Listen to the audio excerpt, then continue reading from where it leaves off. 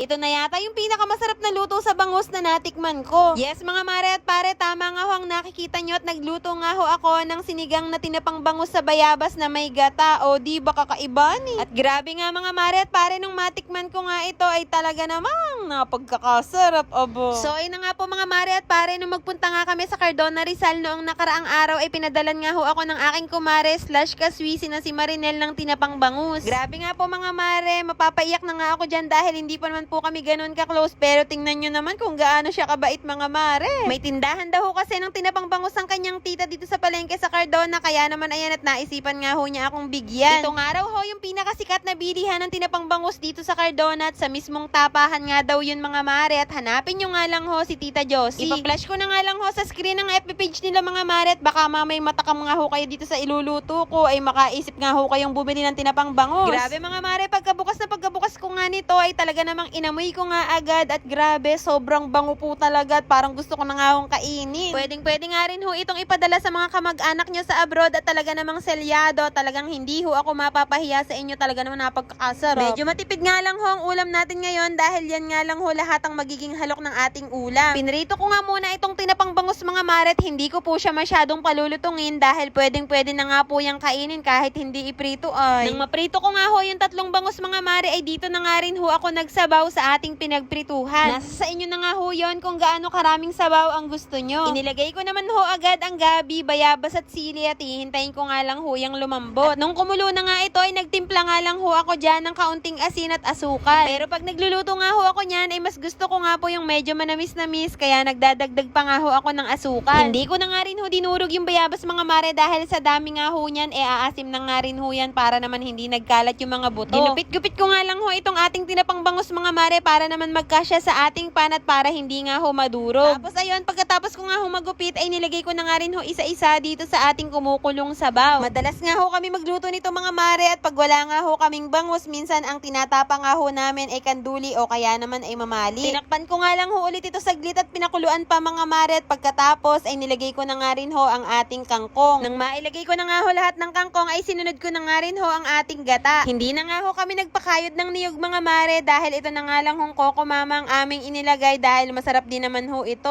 O Coco Mama, bakit naman?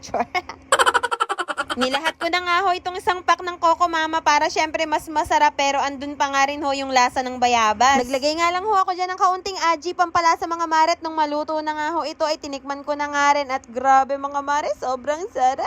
Kaya eto, naghain na nga rin ho ako at naglagay na nga ho ako sa mangkok ng ulam dahil natotomgos na nga rin ho ako ng mga oras na yan. Gusto ko lang ho malaman kung alam nyo ba yung ganitong klase ng luto mga mare, at pakicomment naman sa comment section kung nakakain at nakapagluto na nga ba kayo nito. Grabe mga mare at pare, naglalawa ho talaga sa sabaw ang ulam namin ngayon, na talaga namang napagkakasarap kumain aba. Kahit hindi ka nga ho mahilig kumain ng ulam na may sabaw ay talaga namang pag natikman nyo nga ho ito ay makakalimutan nyo nga ang inyong mga pangalan. Char. Talaga namang mapaparami po kayo ng kain dahil napagkakasarap nga ho ng sabaw na may gata. O siya mga mare, tama na nga ang daldal, at tara at kain po tayo. Kaya naman kung nakarating nga ho kayo hanggang dito sa dulot, kung nagustuhan nyo nga ho itong video na to ay baka naman pa-heart at pa-share, at syempre pa-follow na rin po. Yun lang mga mare. Maraming salamat sa panonood. See you on my next vlog. Bye!